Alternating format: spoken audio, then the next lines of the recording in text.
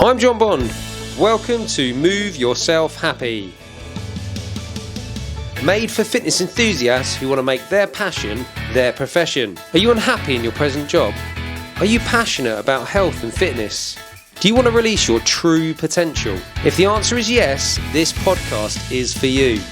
I will be teaching you the specific knowledge that every trainer and coach needs to be successful. So listen closely as I share my expertise with you. So just like me, you can love what you do.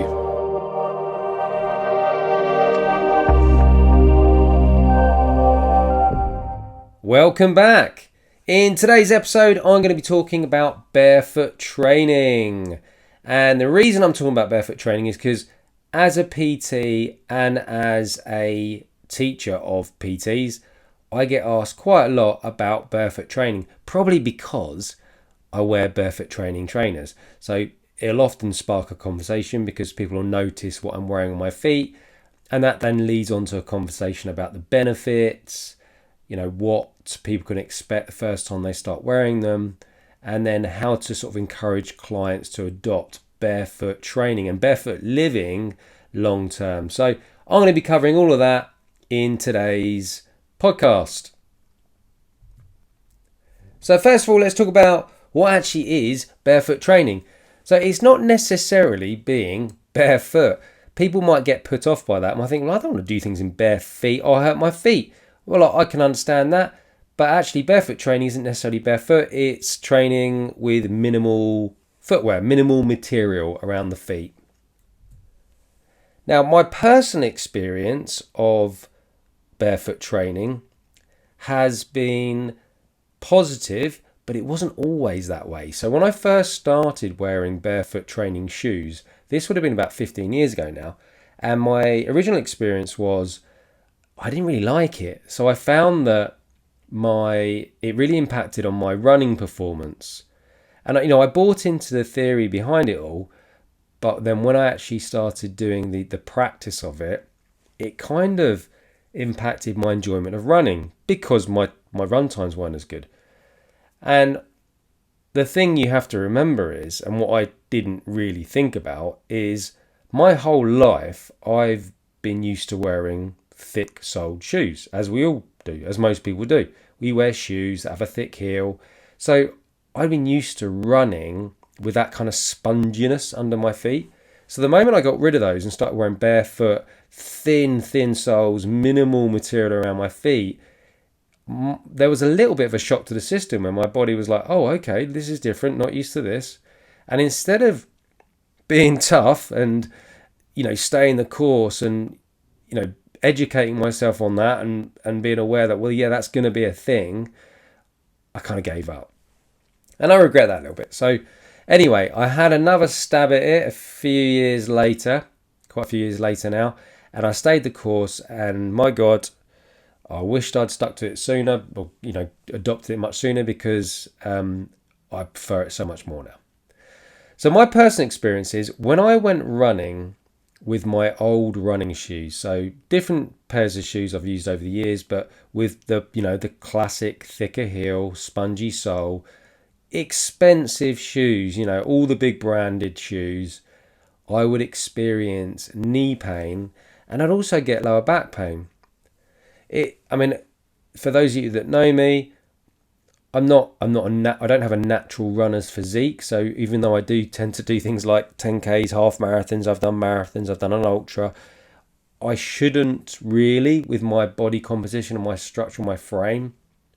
So it's understandable really that I would get knee pain and lower back pain when doing those sort of activities.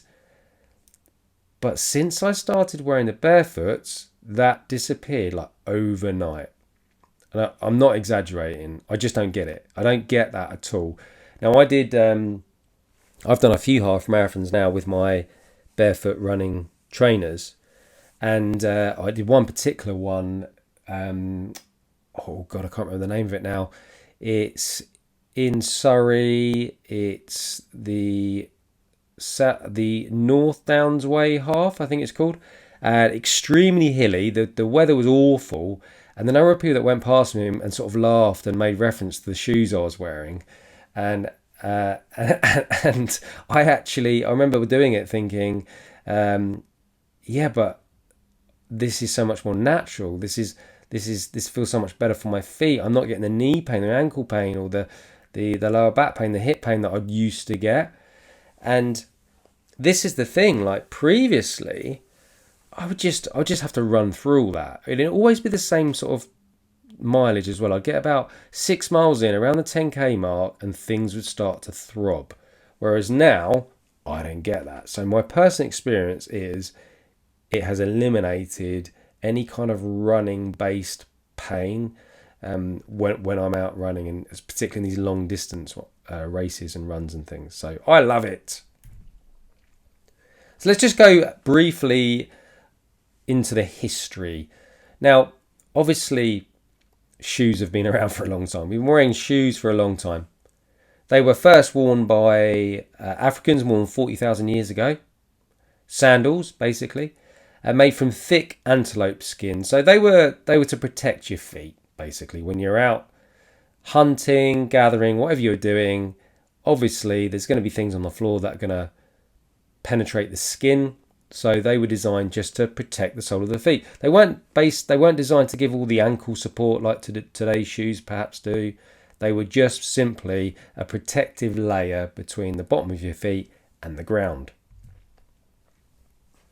Now, if you think about how long we've been on the planet for as a species, we have been hunter-gatherers more than anything else. 6,666 generations of hunter-gatherers, but only 366 generations of farmers. Now, if you look at very recently, the last 7 generations have been what we call industrialized city dwellers. And even more recently, the last 4 generations, we now have people that are completely sedentary.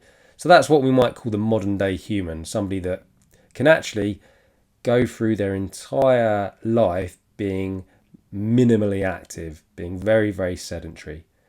So a very, very small speck in the timeline of the human existence has been wearing the shoes we wear today. So most of our existence has been barefoot, and then on top of that we've had minimal footwear. So really, barefoot training isn't this new fandangled craze that's sort of just come about.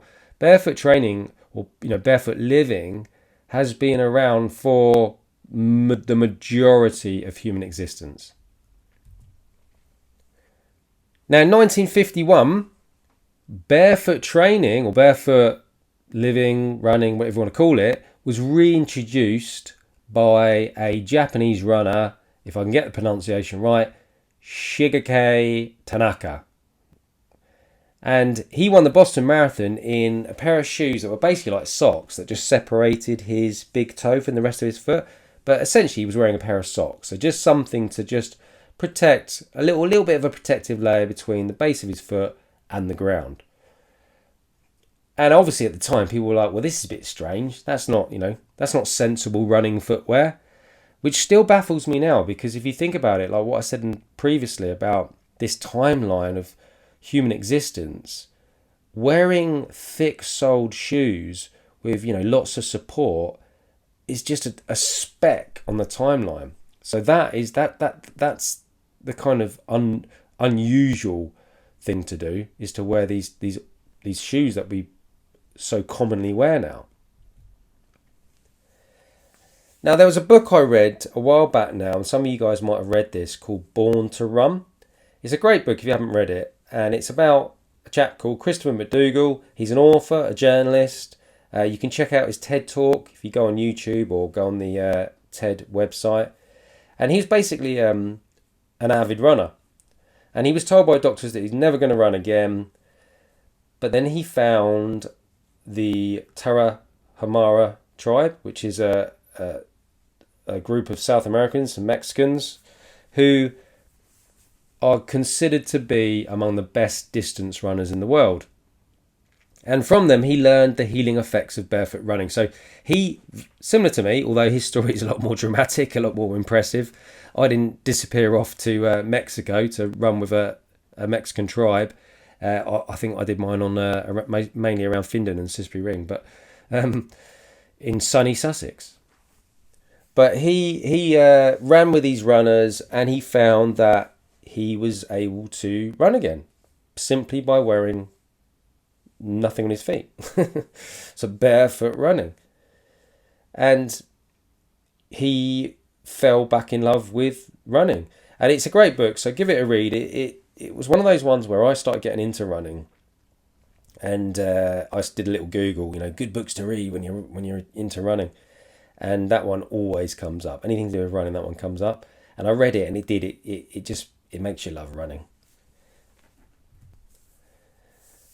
Now, today, obviously, humans spend a large portion of the day in a seated posture and don't tend to move around too much. We might do short bursts of activity. We might go to the gym for 30 minutes to an hour, and then we return back to our seats and sit in front of our screens. So that's quite an unnatural way of living compared to how we have lived for the last 300,000 years.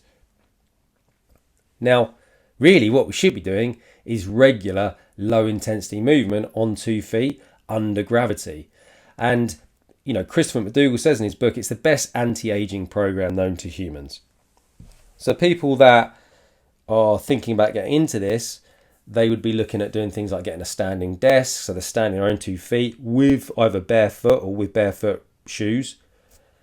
And when they're commuting, wearing the barefoot shoes, and just trying to increase more low intensity activity with barefoot shoes, just getting your feet exposed to doing what they're meant to do, supporting your body weight and absorbing the ground reaction forces. So let me talk about the role of the feet with regards to motor skills and the control of the body, etc. So one of those is sensation. So the feet are a central part of your peripheral nervous system.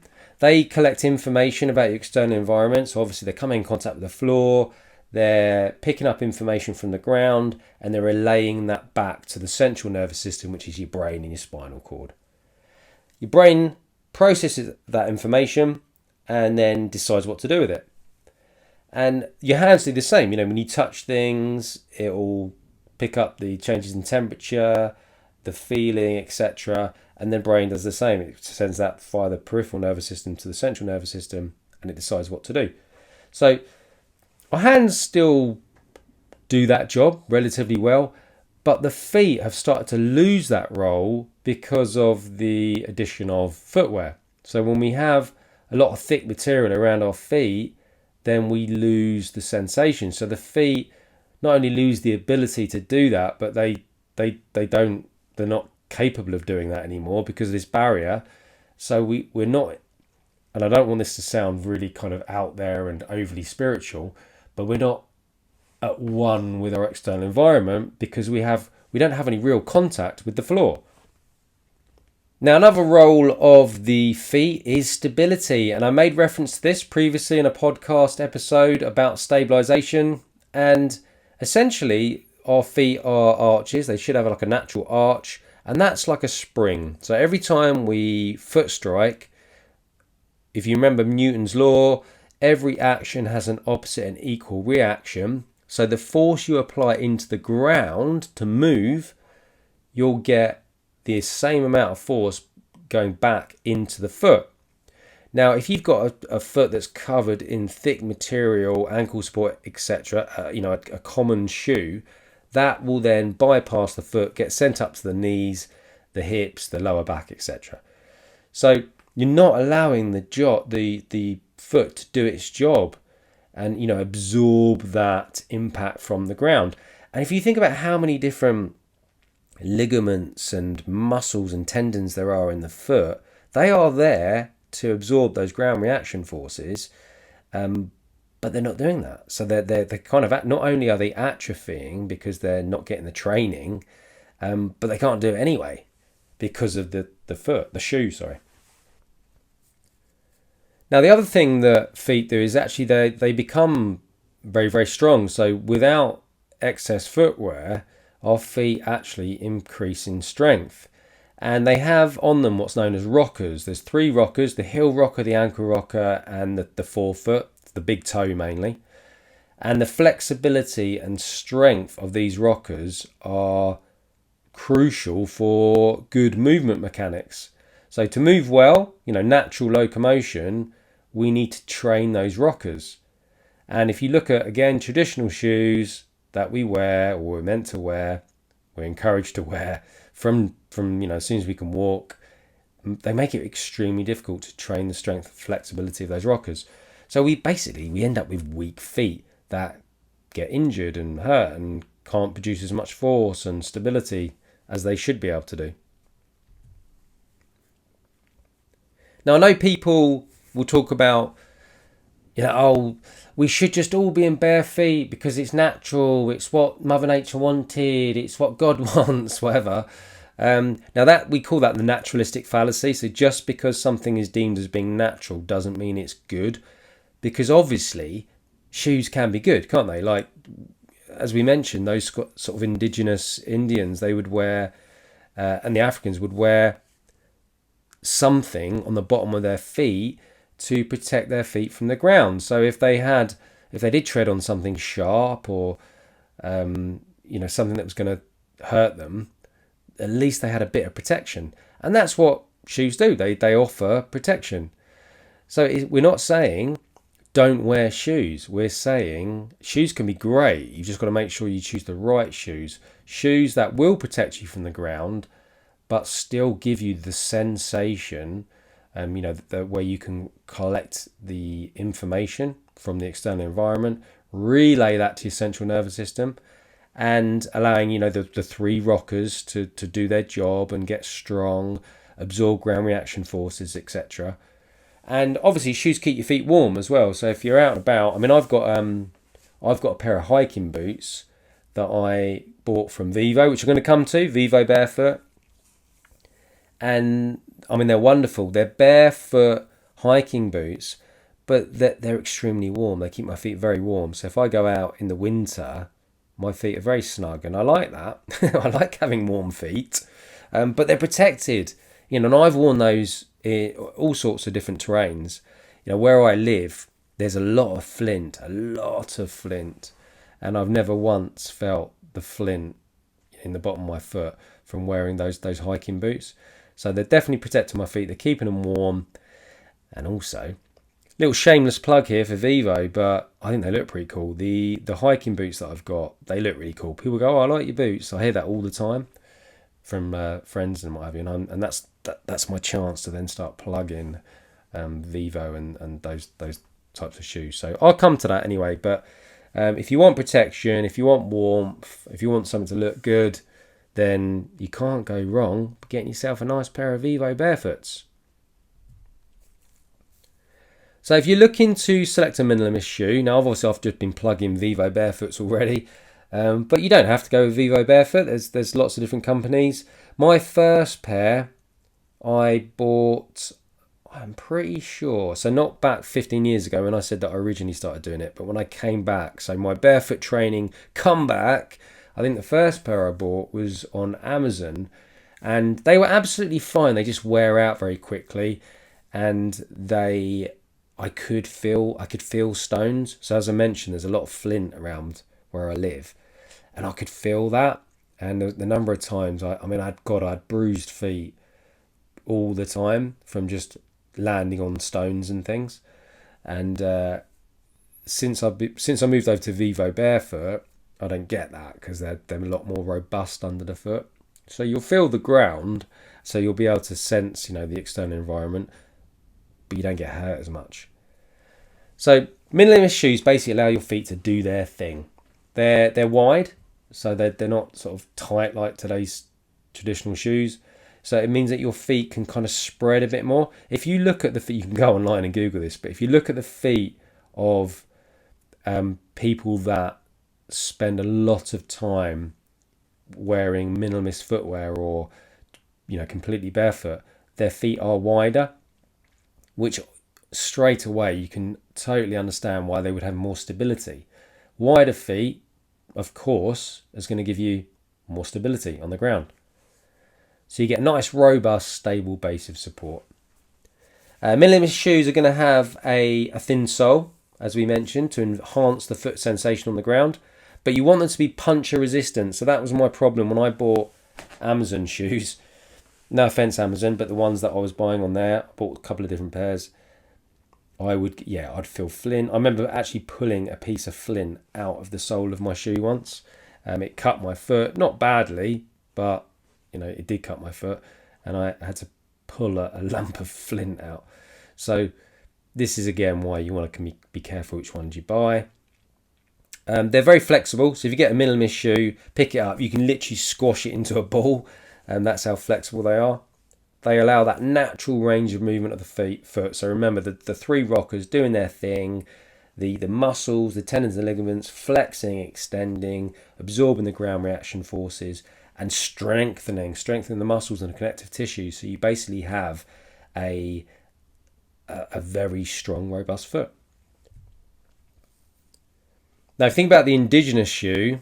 As we said, it was pretty much the same as what a company like Vivo Barefoots make now. Vivo Barefoots, obviously, they're going to be more fashionable, but they're going to be more puncture resistant as well. But they share the same characteristics. So the indigenous shoe was thin-soled, wide and flexible, and like the African sandal was made of patchy leather. So like the laps, they'll have something very, very similar. They're reindeer boots. Again, they're very, very, very light, very flexible, but very warm. Now, as we get older, and I'm 44 now, so I have to think about these things. Depressing, isn't it? No, I like it. I like getting old. You care less about what other people think. That's one of the superpowers of getting older. I like that. But as you get older, something called sarcopenia and osteopenia occur with aging. So this is where your muscles will naturally atrophy. They will get smaller, which obviously means you're naturally going to get weaker. And we also get osteopenia, which is where your muscles will lose bone density, so they get weaker as well, more susceptible to fractures. So the idea is we need to really get as strong as we can throughout our life while we can, because the stronger we are, the less atrophy we get when we're older. So this time, Peter Attia has talked about this. If you don't know who he is, Google him. But Peter Attia talks a lot about why you're young, build as much strength and muscle mass as you can, because you're naturally going to be losing that as you get older. And if you haven't got much now, then when you're older, Christ, you're going to be in trouble. So build it now. And this is going to give your feet an opportunity to build strength, stability, because when you lose that when you're older, well, the likelihood of you falling over and hurting yourself is going to be much greater. And we'll talk about some of the statistics as well with that, because it is a big killer. When old people falling over, it's a big killer. So build strength, get strong. Another big benefit of barefoot training is just living in barefoot training shoes. You're building the strength and stability of your feet without even thinking about it. Now, foot weakness, there was one study, I believe, I don't want to quote this wrong, but I believe this was sponsored by Vivo Barefoot, and if I'm wrong, I apologise. But they found that there was an inverse correlation between wearing barefoot shoes and the risk of falls, which basically means those that wear barefoot shoes or training barefoot shoes are less likely to fall over as they get older.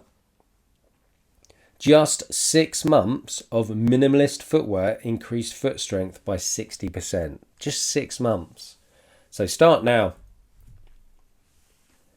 So here we go. Statistics. 30 to 60% of older adults will have at least one fall every year. 10 to 20% of these falls will result in injury, hospitalization, or death. So they are big statistics, and this stuff. I know you might feel like it's scaremongering, but they're correct statistics. So it doesn't have to be scary. Just do something about it. Minimal shoes are going to provide much better postural stability and gait stability than conventional shoes. So start introducing these into your life, and your future self is going to thank you for it.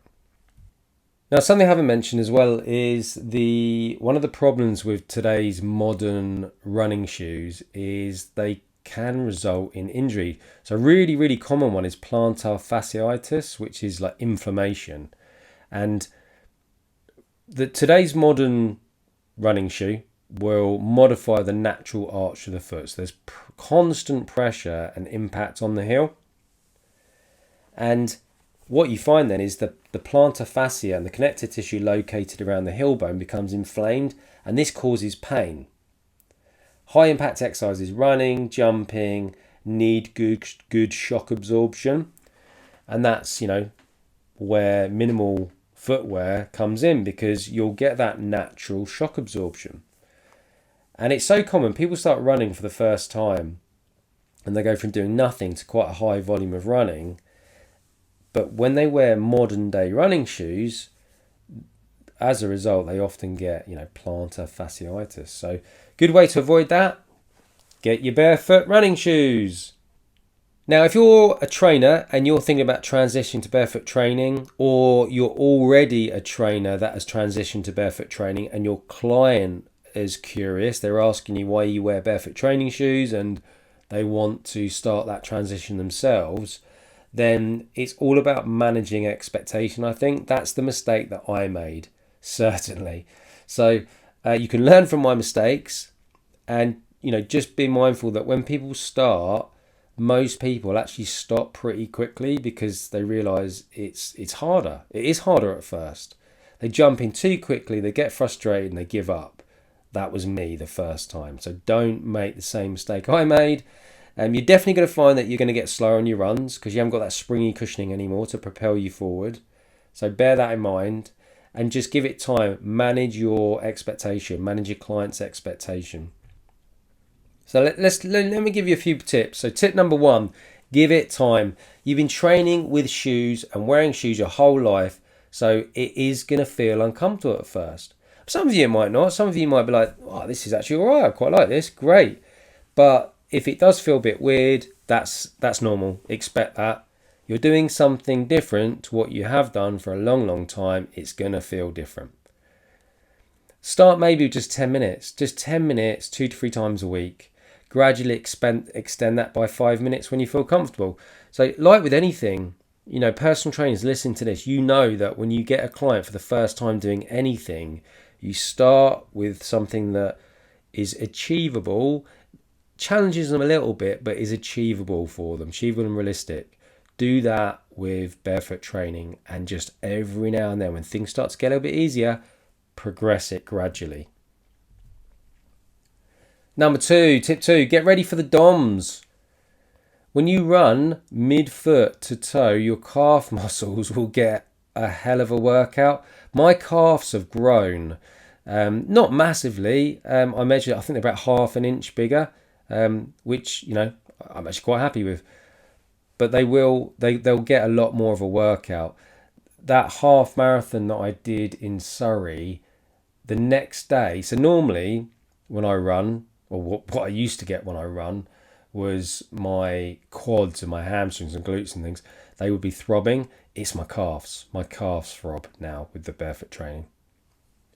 Even your foot muscles going to ache. So your feet, your actual feet will ache. I mean, that's a rare sensation. Not many people have experienced foot muscles aching, but that's great. That means your feet are getting training. So eventually all of that's going to lead to adaptation and an increase in strength and size, which your future self is going to thank you for. 3rd tip, practice your mechanics. So, you're going to have to change your running mechanics slightly. So adjust your running form. Even when you're wearing your old running shoes, is just start to run a bit more like a barefoot runner. So every time you go run, think about your technique, pay attention to where your foot hits the ground, and try and practice landing on the midfoot, or even on the forefoot if you can. But you're not going to do a heel strike anymore because you haven't got that sponginess or support under the heel. So it's going to be a mid to forefoot strike. So practice that. Tip 4, land gently. I definitely made that mistake when I'm heavy-handed, I'm heavy-footed, I'm heavy everything. I get told off by my wife for this when I'm walking around the house, making too much noise, especially in the night when I get up for a wee. I get told off for being too loud. But try and land gently when you're running. When I first transitioned to barefoot running shoes, I'd be like, God, blimey, pounding the ground, like, oh, feeling that. So I've learned to be more like a ninja now. So when I land, I'm landing a bit more gently, which is great for my running, but good for my marriage as well.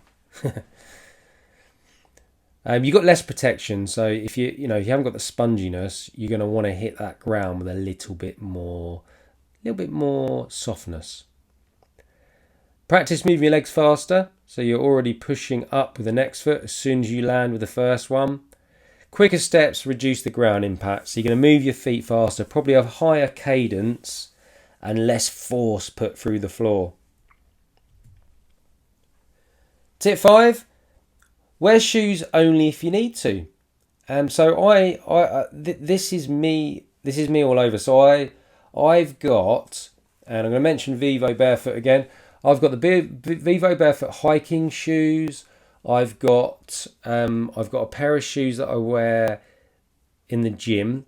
The Vivo Barefoot shoes I wear just for the gym, so I keep those. They're relatively clean. And then I've got trail shoes, which I wear, so they're trail running shoes. And then I've got like a more of a casual, kind of nicer looking pair that I can wear to like the cinema, or if I'm going out in the daytime and I don't need to look too smart casual, I'd call those. So what's that? 4 pairs I've got. So I'm in those all the time. And the only time I ever wear normal shoes is I don't actually remember the last time I wore. Oh, I know. It would have been for my wedding. I wore normal shoes then that day. That was the last time. So generally, I just never wear normal shoes now. It's always my barefoots, and I love it. Now, as I mentioned, there are some cheaper brands on Amazon, and they'll do the job, but they just don't last. You'll get through them quicker. So sometimes it's false economy. I found that I was just replacing them much faster, whereas now I purchase from Vivo Barefoot and they just last much longer. They look cool as well. They're a nice design and they're really resistant to punctures. So I haven't had to pull anything out the bottom of my foot yet since I've been wearing Vivo Barefoots, where I did, unfortunately, with the others. So that's been my experience. All right, here we go. So you can, if you do decide to go and get the Vivos, the Vivo Barefoots, visit their website. So just Google Vivo Barefoot. And when you find a pair of shoes you like, add them to your basket. When you get to the checkout, you can add a discount code. So we've got a discount code here. So it's Vivo Pro 10. So just type in VIVO PRO, Vivo Pro 10, and you'll get a 10% discount. So there we go. So every little helps, doesn't it? So that's my take on barefoot training.